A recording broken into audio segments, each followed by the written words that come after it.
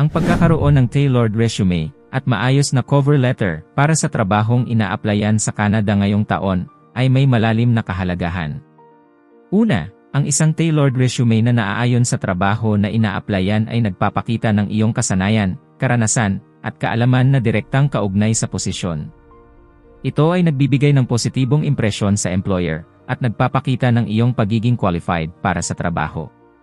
Pangalawa, ang maayos at personalized na cover letter ay nagbibigay daan sa iyo upang ipakita ang iyong interes at kagustuhan na maging bahagi ng kumpanya o organisasyon. Ito ay isang pagkakataon upang ipakita ang iyong motivation at kung paano ka makakatulong sa kanilang organisasyon. Ang maayos na cover letter ay nagbibigay ng personal touch at nagpapakita ng iyong professionalism sa pag-a-apply. Higit pa, ang tailored resume at maayos na cover letter ay nagpapakita ng iyong dedication at effort sa paghahanap ng trabaho. Ito ay nagpapakita ng iyong determinasyon na maging successful sa application process at nagpapakita ng iyong pagiging organized at detail-oriented sa iyong job search.